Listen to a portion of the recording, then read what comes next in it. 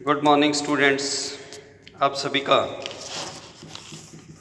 राजकीय महाविद्यालय Suratgarh BSc second year की क्लास में हार्दिक स्वागत है। डियर स्टूडेंट्स, जैसा कि आप जानते हैं, अपने ग्रहों की गति और केपलर्स लॉज के बारे में स्टडी कर रहे थे और हमने कहा था कि जितने भी ग्रह हैं वो सूर्य के इर्द गिर्द दीर्घवृत्त में गतिमान हैं। तो आज मैं कुछ न्यूमेरिकल प्रॉब्लम्स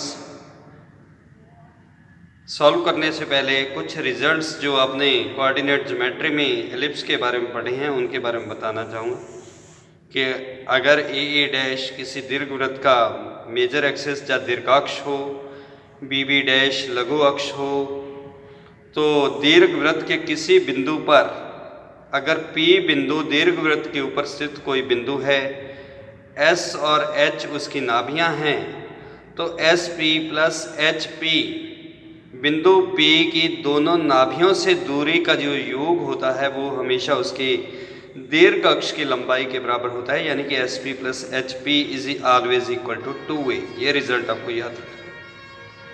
अगर SP is equal to R होगा तो HP कितना हो जाएगा? 2a minus R।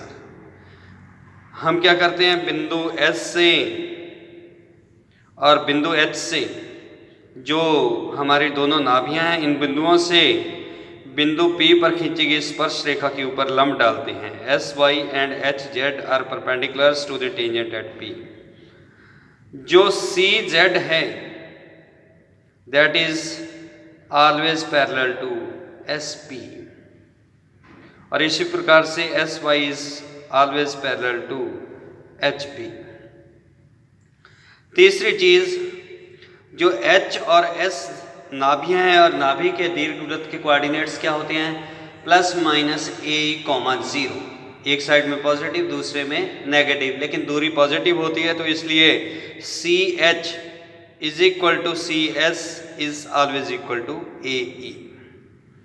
Angle YPS is always equal to angle ZPH। angle YPS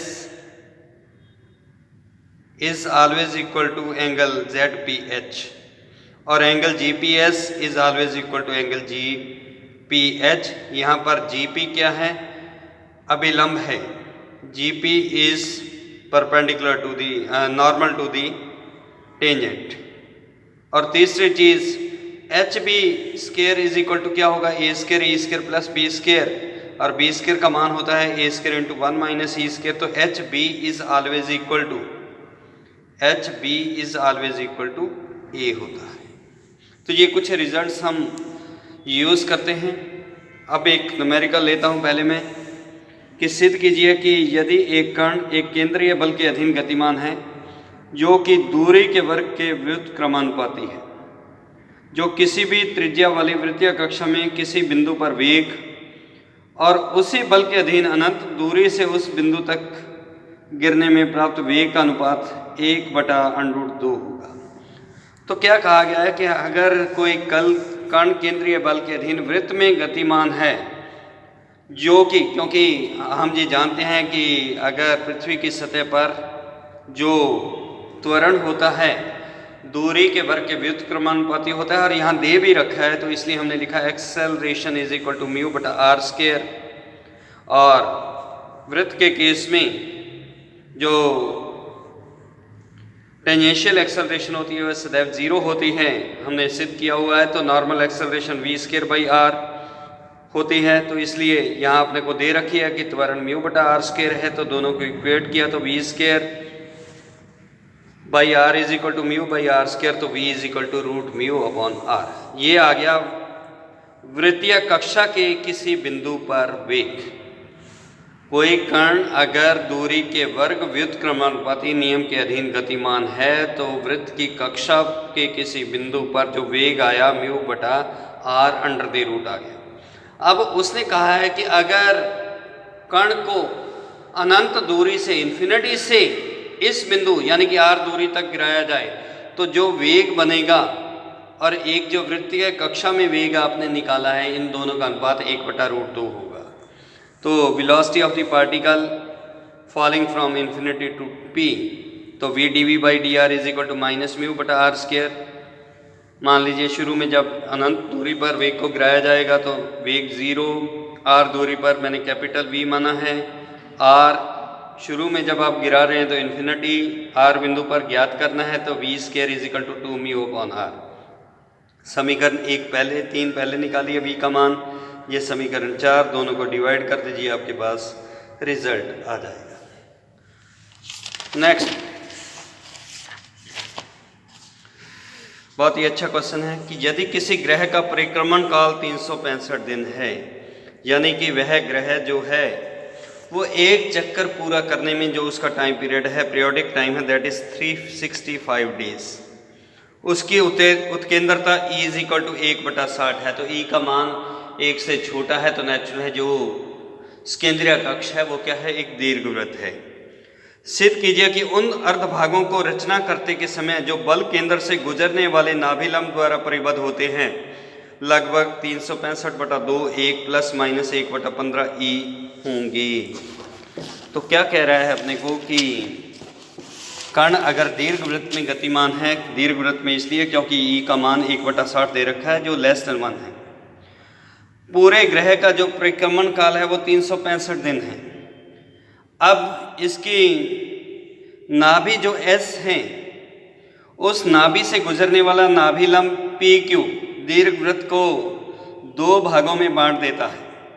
तो कहता है कि जब ये नाभिलंब द्वारा परिबद्ध होते हैं तो एक तो PAQ जो टाइम होगा और दूसरा QA जो P टाइम होगा, तो इनका जो टाइम टेबल होगा वो कितना होगा, 365/2 1 ± 1/15 पाई होगा।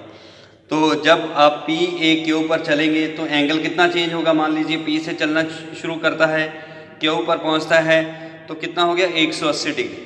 लेकिन क्योंकि दीर्घवृत्त अपने मेजर एक्सिस के अराउंड सिमेट्रिक होता है तो अपने P से A तक का समय निकाल देंगे और उसका डबल कर देंगे।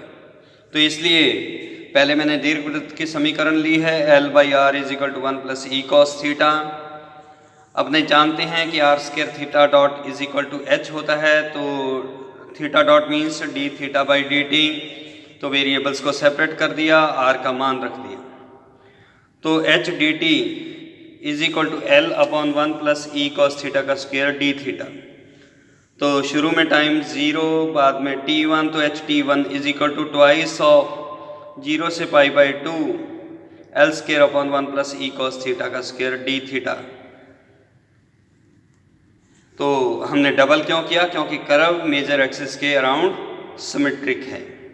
तो 2L² 0 to π/2 1 + E cos theta का स्क्वायर बाइनोमियल थ्योरम से खोल दिया। E निग्लिजिबल स्मॉल है तो E स्क्वायर और भी छोटा हो जाएगा।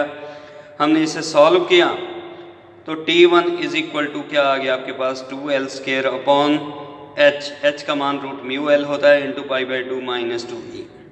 तो L का मान आपने सब्स्टिट्यूट कर दिया, E का मान आपने सब्स्टिट्यूट कर दिया, तो t1 is equal to t into pi a⁻³ into a⁻³ into 1 - e² into π/2 - 2e। Capital T का मान आपको दे रखा है 365 दे रखा है, क्योंकि परिक्रमण काल आपको कहा गया है 365 है। तो t1 is equal to 365/2 into 1 - 1/15 pi. तो ये आ गया आपके पास PAQ टाइम। अब दूसरा टाइम निकालना होगा, तो t1 + t2 is equal to capital T है, तो t2 इज इक्वल टू क्या आ जाएगा आपके पास, t - स्मॉल t1। तो इसे t 365 - 365/2 इंटू 1 - 1/15 पाई को सॉल्व करेंगे तो जी आपके पास आ जाएगा 365/2 इंटू 1 + 1/15 पाई। तो इस प्रकार से ये चैप्टर हमारा कंप्लीट होता है। Thank you very much.